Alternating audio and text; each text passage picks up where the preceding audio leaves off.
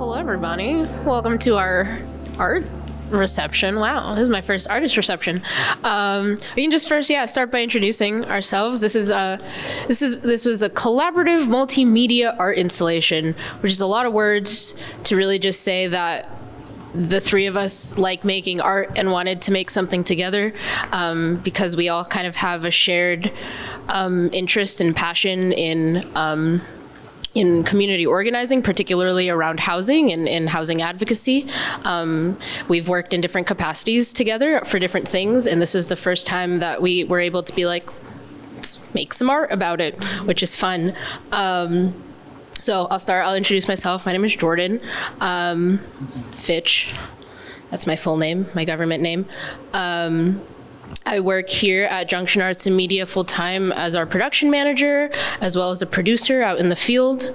I'm a filmmaker and media maker, and I like to make cool things with cool people. So this has been a really cool opportunity, and I'll pass it on. Don't stop. Hi, everybody. I'm Maeve. I did the data visualization portion of the multimedia project, which I don't even know if anyone can see right now because it's directly behind us. I work here at JAM part-time as well, mostly as an editor. I do some production stuff, and I'm a member of the Upper Valley Tenants Union. And hello, I am Corinne Yonce. I have worked with Jordyn and Maeve doing some housing education, more or less. And I am up in Winooski. I do housing advocacy, and I'm also an art maker. I think that's a good enough. Should I pass it back to you? Yeah. I guess you can give a little bit of context about the work. We've titled the installation "Insecurity in Community." It was fun. When we nailed that, it was like, yeah.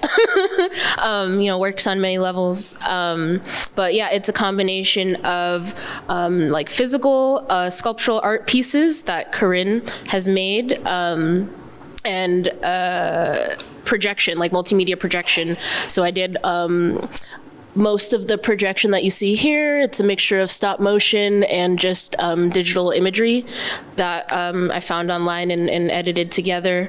And yeah, I think the way when we knew that we wanted to make a piece about housing, and then didn't really know where to start. And we spent a lot of time, we had like brainstorming sessions where we were just like, what is housing? What does it mean? And it was very, very abstract, I think. And Maeve was really, really helpful with me, helping me find like a structure to kind of fit it in or kind of find the guidelines. Because I feel like housing is such, it's broad and all encompassing and something that everybody most people have.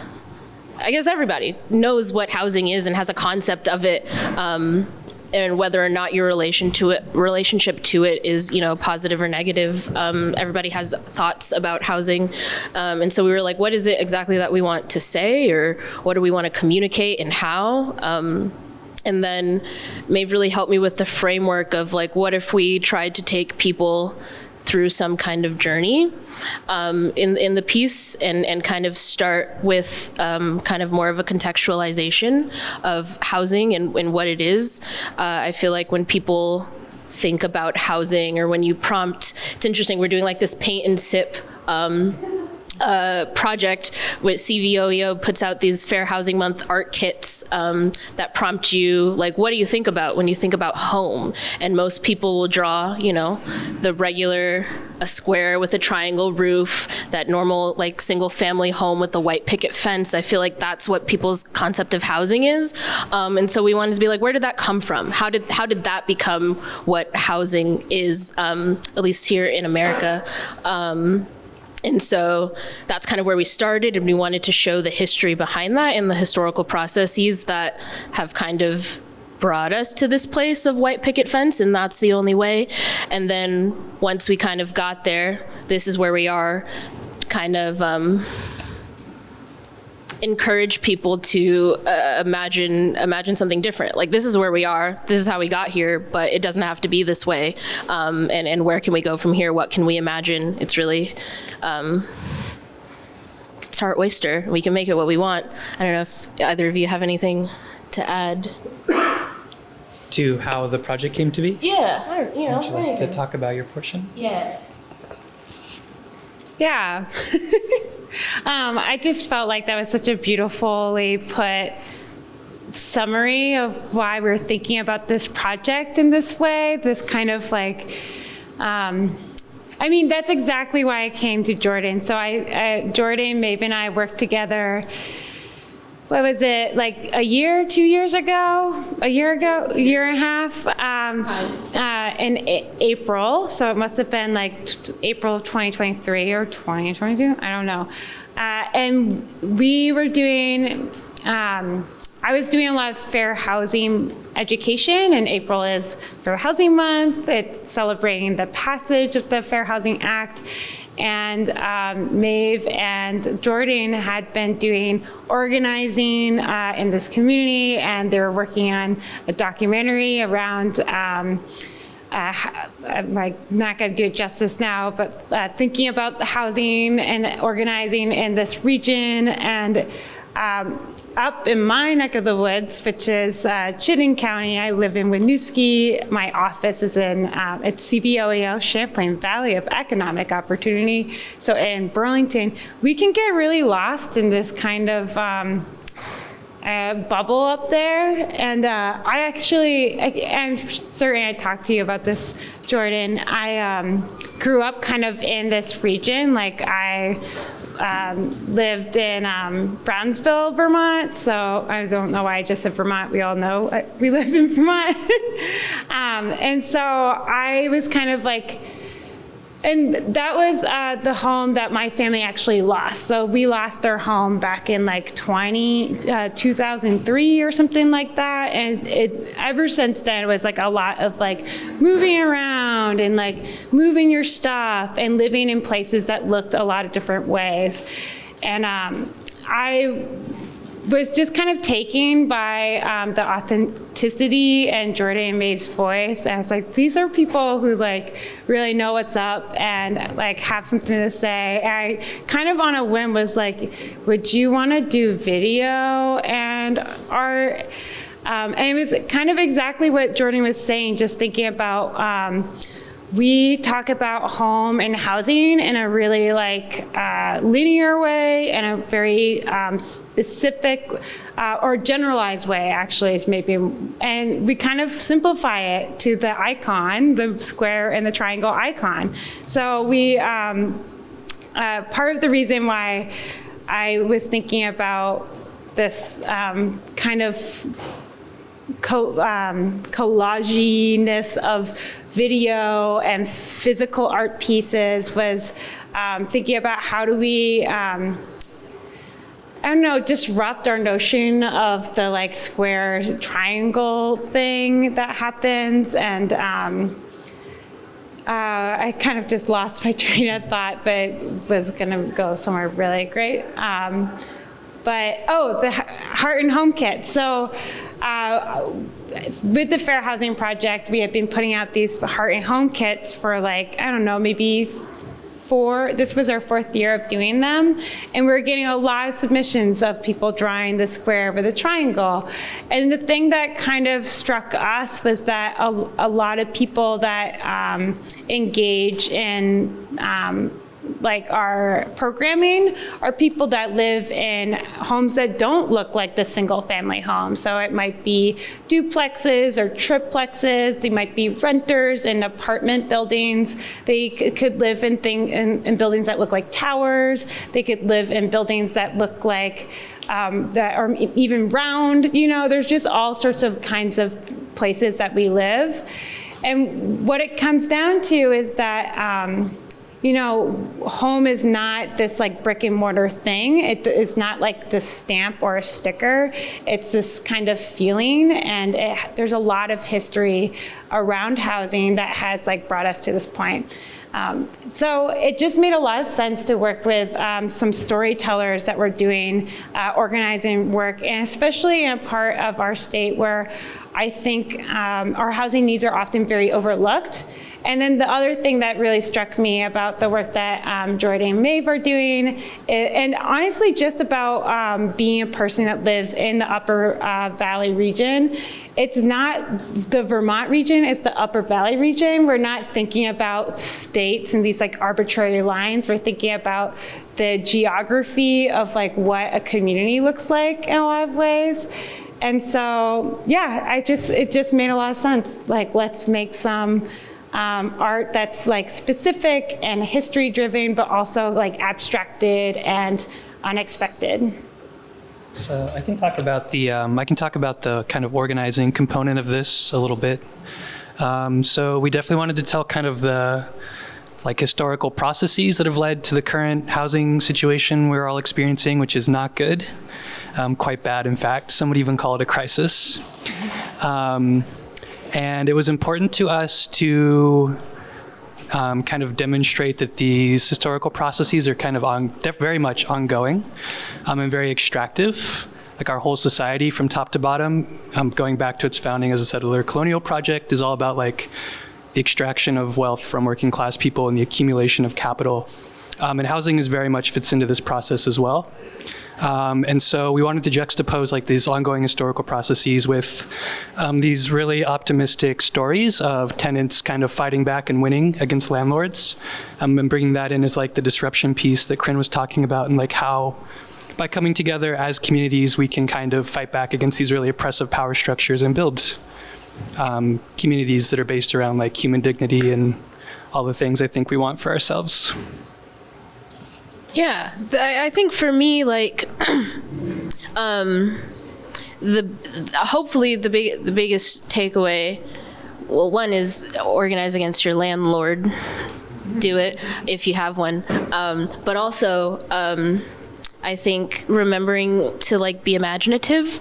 I think lots of people kind of. Yeah, I think there's a lot that goes into it, and because of the way that our society is structured, most people don't really have, I don't know, they don't have the time. They're too busy trying to survive, trying to live. They don't have the time to like stop and think like, could this be different? It's kind of just like, this is how it is, and this is how it is, and I need to survive, and that's it. And so people kind of settle into the status quo, or even just like think this is the way that housing works, and there's nothing that we can do about it. We just have to exist. But I don't know. I really want to push back against that. I think in housing and kind of in any situation, I think.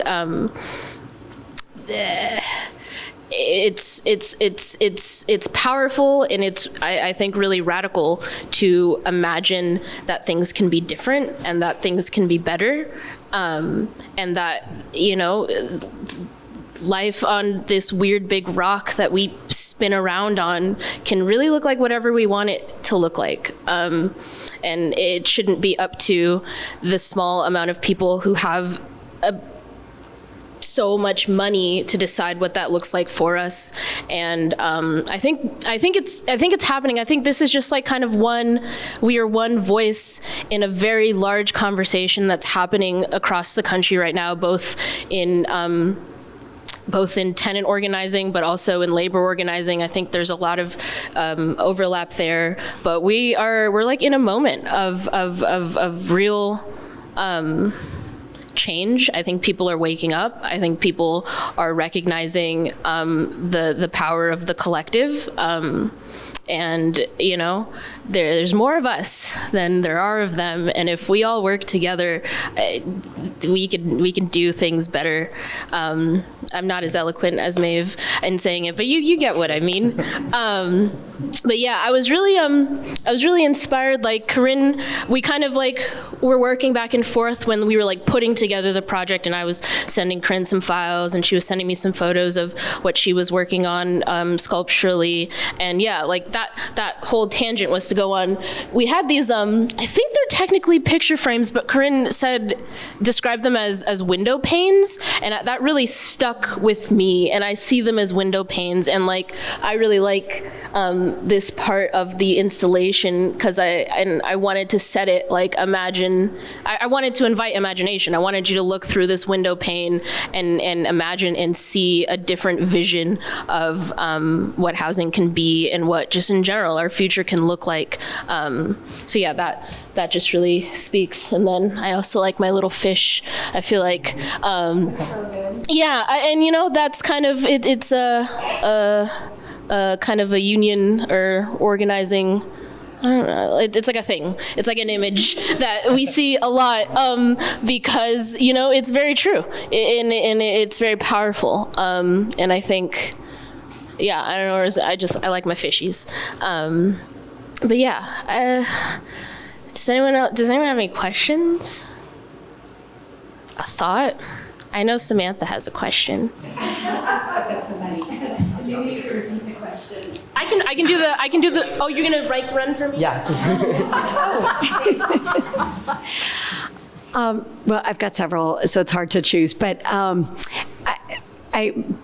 the cameras are not pointed in a direction where we can see Corinne's work, but I'm wondering if Corinne could talk us through, and then afterwards maybe we could record. Charlie, it's okay. Actually, let's keep them on there, and then afterwards let's get the B-roll. But I'd love for you to talk about your vision and your process for creating the work that's on the wall behind us, if you would. Yeah, it's funny. So like there's two walls with artwork on it in this space right now. And so the wall that we're all facing is the pieces that I had kind of been assembling in my studio this spring and winter leading into this project. And they all have a lot of through lines. They're all kind of responding to thinking about what really makes a home. And so a lot of times when I talk about my recent artwork and say, oh yeah, I'm a housing advocate, my art is also about home and housing, people are kind of like, what? Like, there's no house in your paintings, there's no window, there's no roof. You know, they're looking for those physical structures.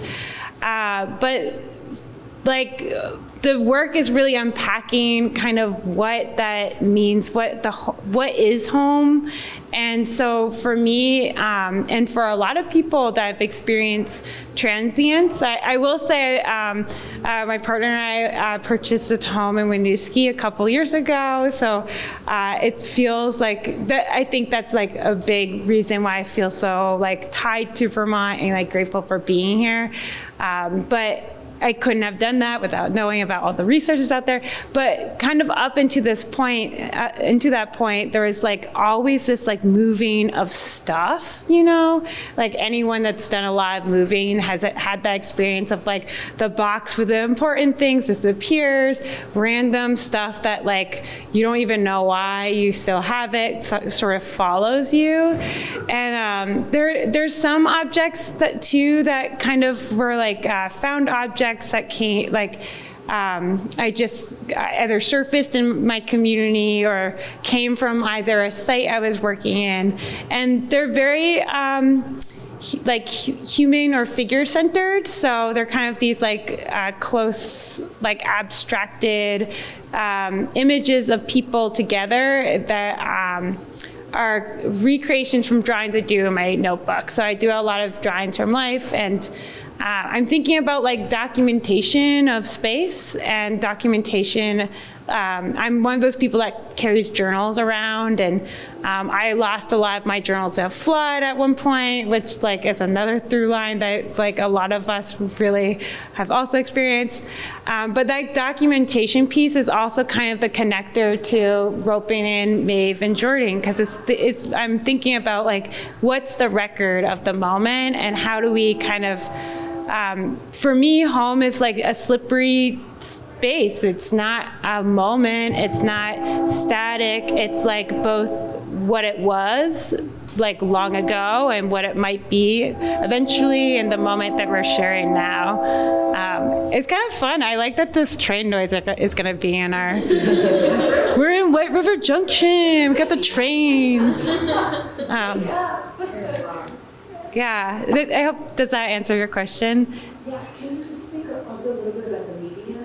Oh, yeah, I always forget to talk about that. I think the other thing about my paintings, I think surprise people is that they're not really that painting looking. They don't, they're not square, just like I don't like my square and triangle icon.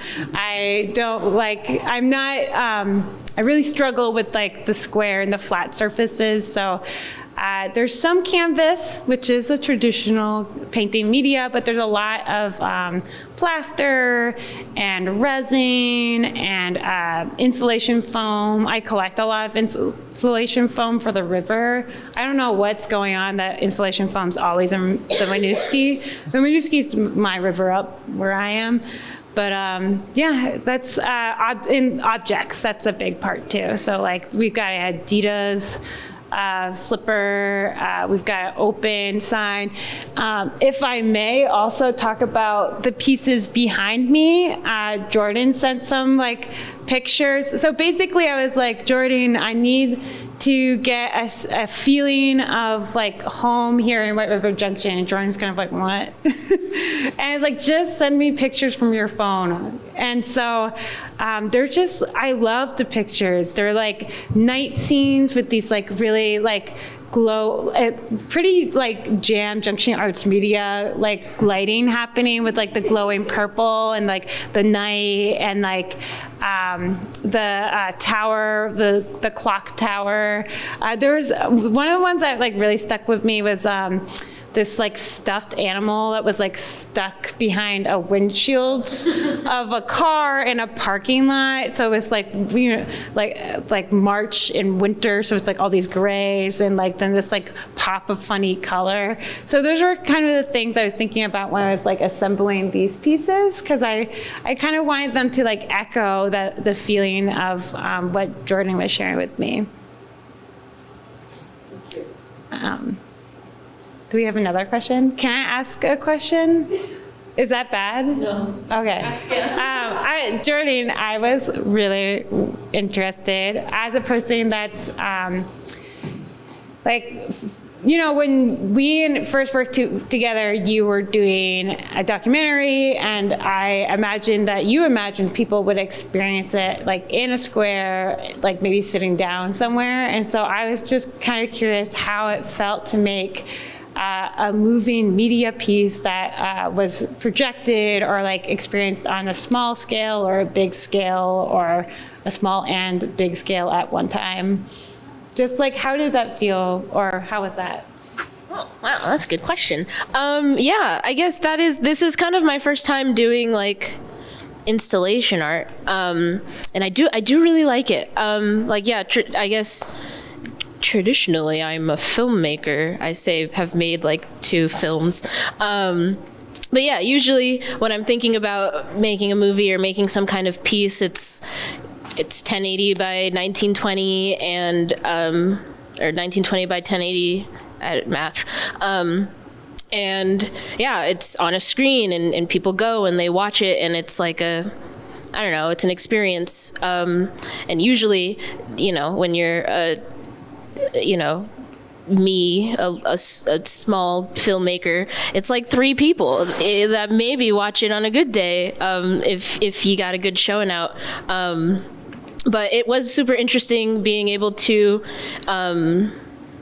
install a piece here, particularly this is in JAM where we work. Our office space is located pretty centrally, like in downtown White River Junction, and we are blessed to sit right next to Tucker Box, which is a very popular restaurant.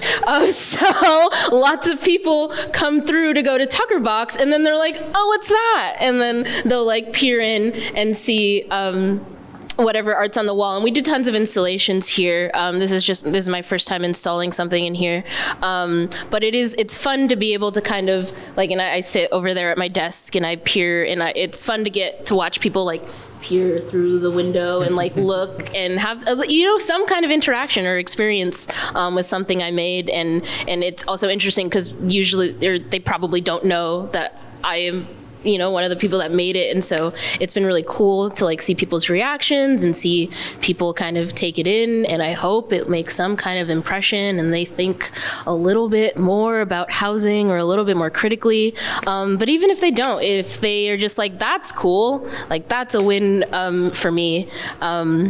But yeah, it's interesting. I don't know if I'll ever work with projection again, which is hard because I do media, and projection is kind of one of the only ways you can do it. Just fun fact, this was supposed to be in April.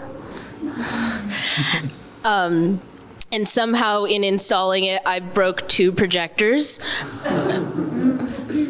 I plugged something in and then it went poof, and now they don't work. And it's kind of, I feel like projectors have a personal vendetta against me now. And so it's been a struggle, but it's very fulfilling. And yeah, I don't know, this is cool. I'd like to do it again. And like, I've always seen, like, I'll go to like art museums, and always I feel like the coolest thing in an art museum is when they've got like some kind of cool, like you can walk through it and there's projection and all kinds of cool things happening. And that's always what captures my attention. So it's really cool to be able to kind of do something like that, even though it fought me tooth and nail. We can go more questions, but something I want to add before I lose it, because my brain is soup. One of the other things that Corinne and I talked about pretty extensively is that even though we're like the meat and potatoes, the housing is something that is very like concrete.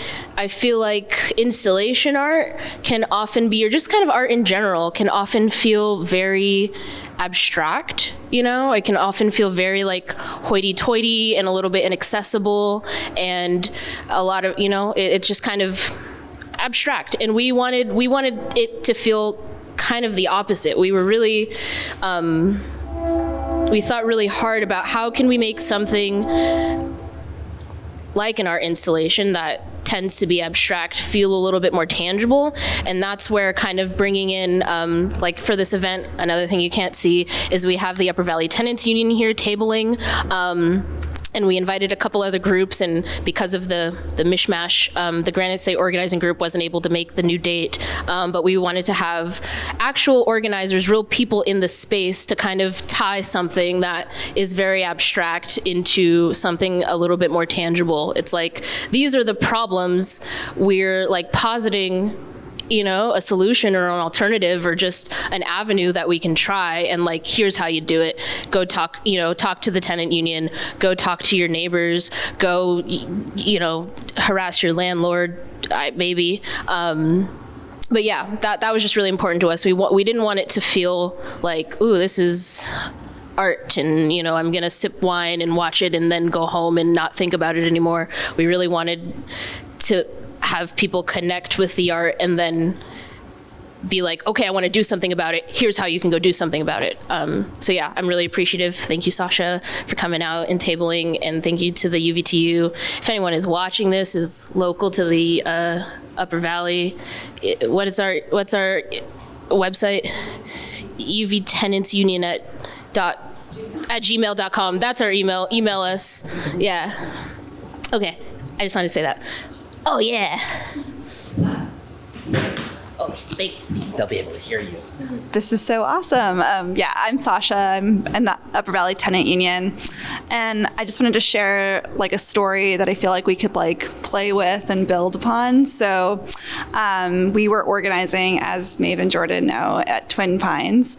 And one day, one of the tenants came up to me and was like really distraught because her friend had made all of these paintings and they wanted to put it up like in their housing, in their halls, and the management was like, no, you can't do that, even though they're just like, yeah, like little paintings, like not intrusive at all. And I'm just wondering, you know, I feel like a lot of the people that we organize are working class. They work really hard jobs. They don't necessarily, it's hard to get people to like want to do some of the aspects of organizing that include like door knocking or like more stuff on your computer, looking at spreadsheets. Like we have to do it as organizers, but it can be really draining. And I'm wondering, you know, how we can tether art making with our organizing. So like having people in like buildings in Twin Pines or elsewhere, like making art together and installing it as like kind of like a form of direct action. Like this is just what's generated. This is just what I've been thinking about as I've been sitting here, and I'm wondering if you guys have like ideas on how we could do that, or projects that we could do with the jam community or anything like that. Wow, I love that. I'll let, you talk? I got a little something. Do you have something you want to say? I do, but you should say your piece first. I have so much to say on that. Cool. I'll make it real quick then. I think. Don't make it quick. I think one of the hardest things as like a tenant organizer, a hurdle that we have to overcome that like a labor organizer doesn't necessarily, is like actually finding ways to talk to your neighbors. Because in the workplace, like you're working with people every day, those relationships are already established, but like most people don't talk to their neighbors. I certainly don't talk to my neighbors as much as I probably should. And like I hate when people knock on my door. So like that's a huge hurdle you have to overcome as a tenant organizer. And so I think if we can find ways like barbecues or like community art sessions where people are like coming together as like a community of people who live in close proximity to each other, like that's the basis of organizing. And that can be really powerful. So. Well, it's just funny. And you said your name is Sasha. Part of the reason why, like, it was like, so Maeve, Jordyn, and I did a like Zoom webinar. That was our like first thing that we did together. And it was in the moment of like getting ready for the Zoom organizer that we started actually talking about organizing. In the moment getting ready for, I just switched my words because it's the end of my workday. You know what I mean though. We were like, oh, we're just prepping for this webinar that we're doing. And that's when we started really talking about organizing. And so my background in, like my entry point to housing was tenant organizing. I did it as an AmeriCorps member, so I was like, you know, so to speak, paid, which is a complicated thing. And so we started getting into the weeds because we had so many stories to share around organizing, and this has been kind of on my mind like since the beginning of this talk. It's so exhausting. It is really tiring work. That's one of the hardest, one of the hardest things about organizing is how hard it is. But what ends up happening is that our leaders carry a lot of weight, and then burnout happens. It's this cycle that happens over and over again. And then the other thing that happens, I'm sure that you all experienced this when you're working at Twin Pines or other kind of housing complexes, is when you go in and you're like, we're tenant organizing and we want to like support your voice, or however you kind of do that pitch, there is inevitably people who are like, no problems here, you know, because what they're doing is they're thinking, oh, I don't want to be seen as like a troublemaker or seen as if I'm not happy, because especially in housing that's subsidized, people have to work really hard to get in there.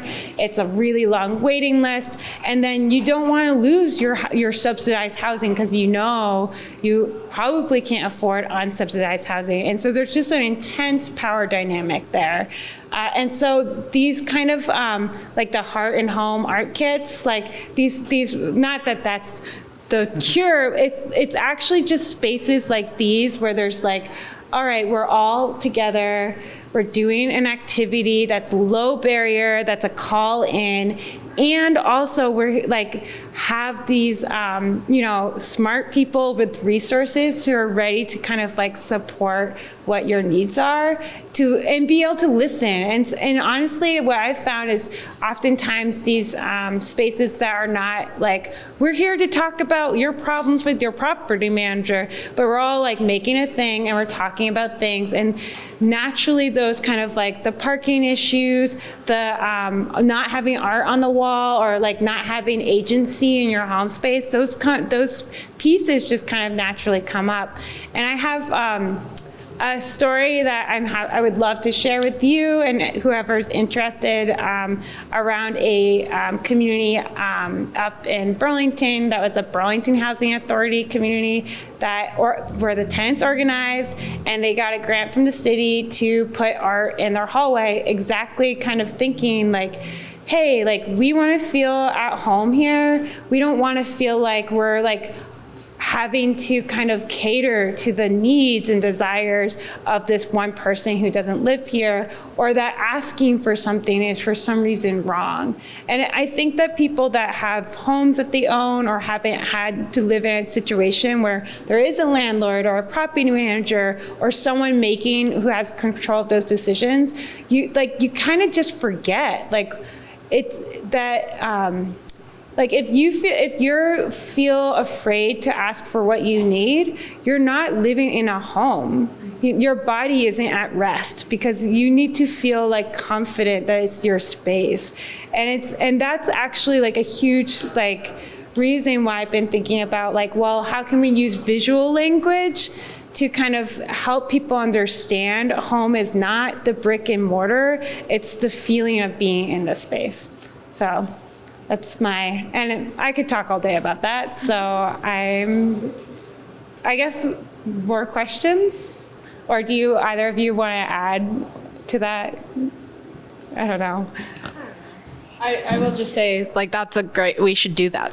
Yeah, like I don't like we're gonna start doing that. Like, yeah, we have a community barbecue planned for Sunday in a building that we're trying to organize, which is a great idea. Love a barbecue. That's another thing. Just organizing tips. Give people food. That's a huge yeah. Like really, it's kind of like food is an insane motivator, and particularly if you're trying to like organize working class people who don't have a lot of time. If you're like, hey, like I'm gonna feed you, that's one less thing that you have to do, and then we can also like work together to make all of our lives better. It's just great. But I think we can do food and painting because like that's a really cool idea, and I feel like we're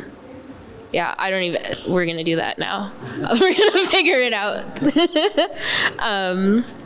Yeah, I don't know. Yes, Samantha.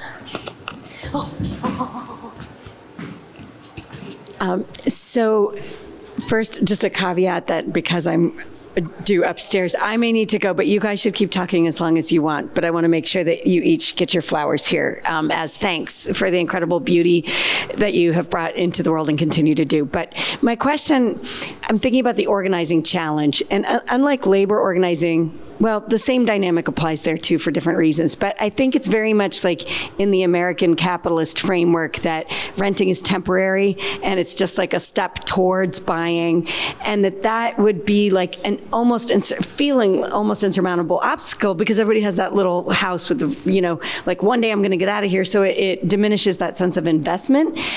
So that's my first question is like, how do you overcome that sense of I'm not really here for the long haul, so I'm not going to put my life force into this project? And then the second part is like community itself is what we crave. Like I feel like we often so much talk about the house, but when you like talk about real estate, it's like neighborhood, right? Location. But that really implies all sorts of things about community and a sense of belonging and, enjoying the people who are around you and feeling in common cause. So the barbecuing feels to me like not only a strategy for organizing, but like actually creating community itself. But it feels like we have less and less time for that kind of just like kids playing on the block and people like knowing each other, like you said, Maeve. So how do we make rental properties also places where people find community with their neighbors, not only for the organizing, but just for their well-being? And both.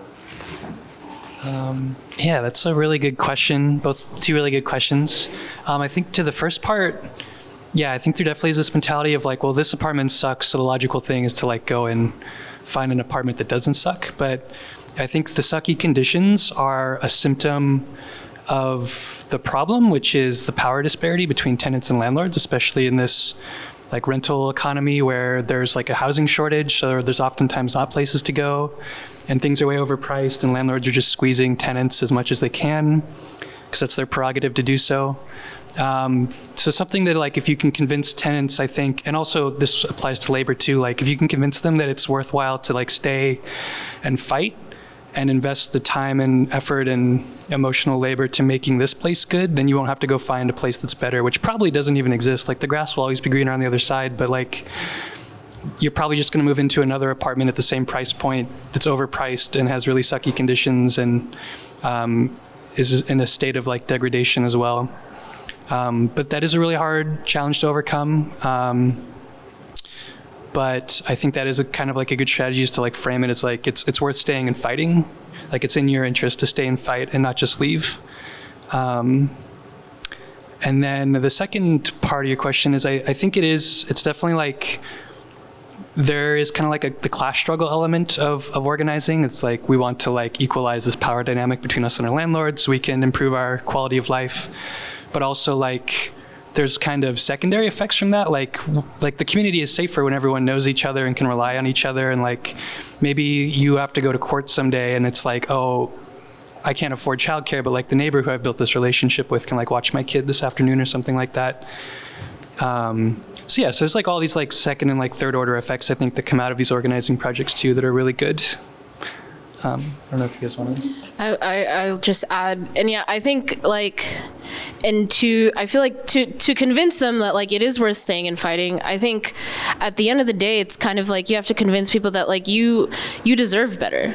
You know what I mean? Like, and that's just it. And in starting there, in that like your apartment is bad and yeah, maybe it's temporary, but even in the temporary, you deserve AC that works. You deserve a house that doesn't have mold. You deserve a pest-free home, you know, all of these things. And even, you know, even if you do have dreams of owning a home or whatever, in the right now, like you should have all of the things that you need to be happy and healthy and thrive. And I think just that's also part of organizing is like convincing people that like, you know, you deserve better than what you have now, and it is possible to achieve if we all work together toward that. Yeah, and yeah, I think also to what Maeve said, like that's kind of my favorite part and why I've kind of really been drawn to community organizing is because like even and I feel like a lot of people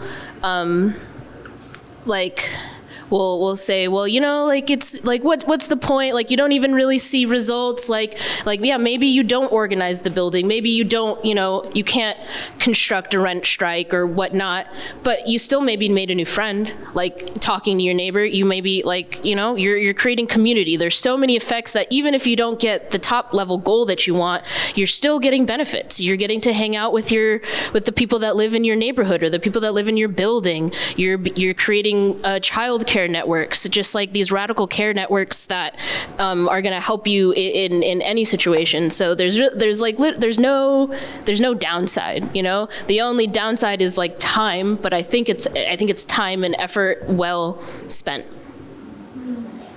Yeah. Oh, don't clap for me. Don't.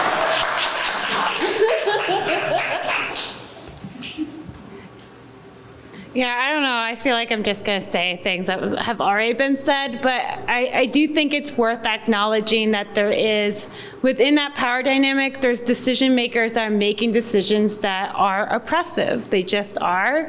And for instance, like we've been talking a lot about the barbecue and how that's just a natural way to get people together. And my asterisk there is like, community doesn't necessarily, like, I'm an introvert. I get, like, I can come up here and do stuff like this, and then I'll probably, like, sleep a lot tonight kind of thing.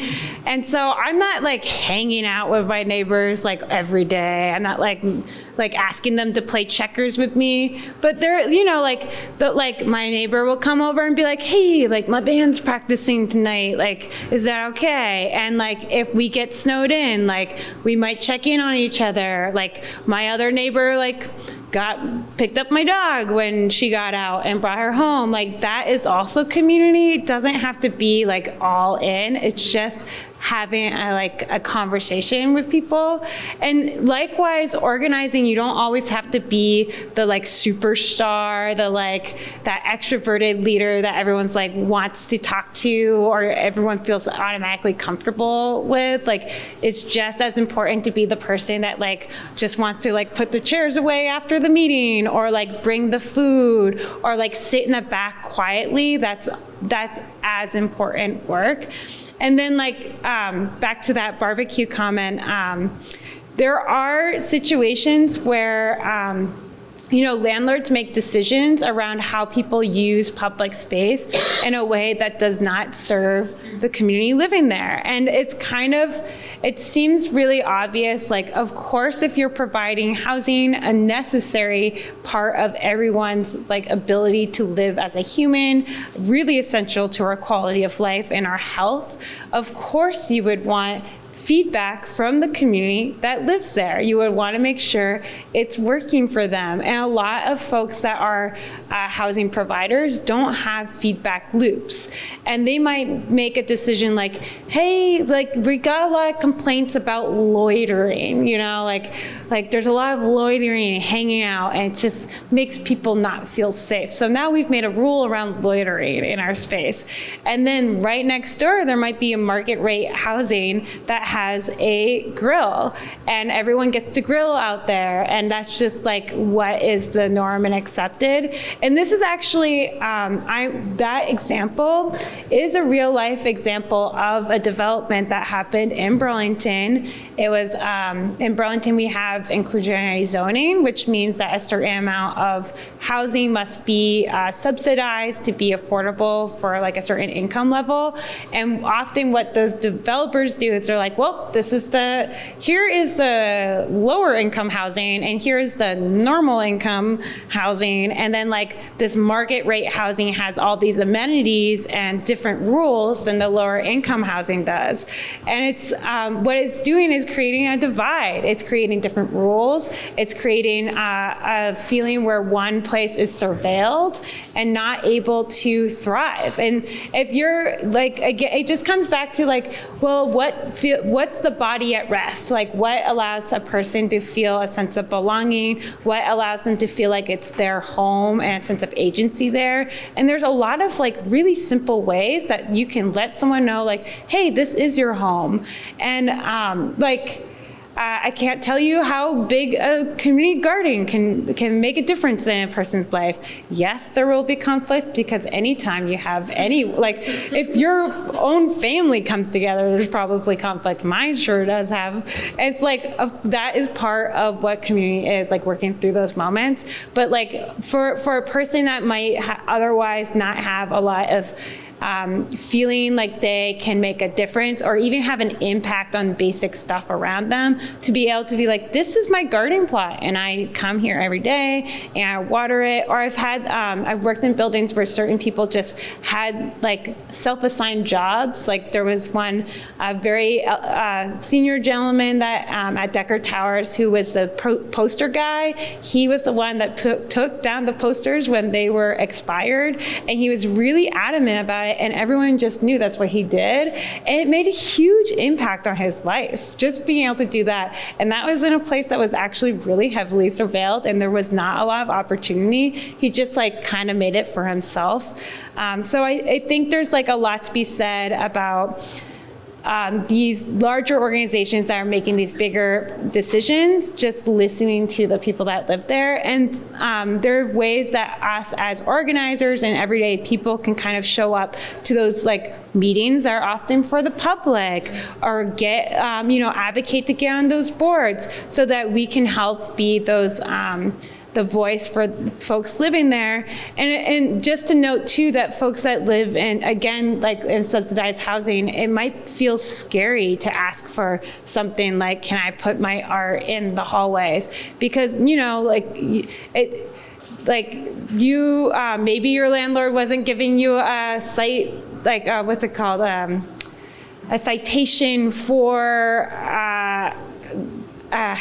leaving stuff in common spaces before, but now that you've asked for a thing, you get a citation. And how do you know? Is this because I asked for something, or is this because the rules have changed?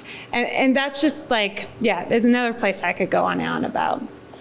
Can I add something to that? Yeah, please. I think, organizing is a lot of work, but just kind of, not to be that guy, piggyback off what you said. Organizing can also be a lot of fun. Some of the best times, the best highs of my life have been when a plot and scheme with my friends comes together and we get one over on the landlord or the boss or something, and we win something. So yeah, that can be great. And I also want to add a little asterisk. I think we should think of landlords as providers of household. I've seen this one on Twitter a lot, as in the same way that health insurance companies provide healthcare to people. They're really putting it behind a paywall. They're not actually building housing and distributing it to the people. They're hoarding it and then charging us to access it. So yeah.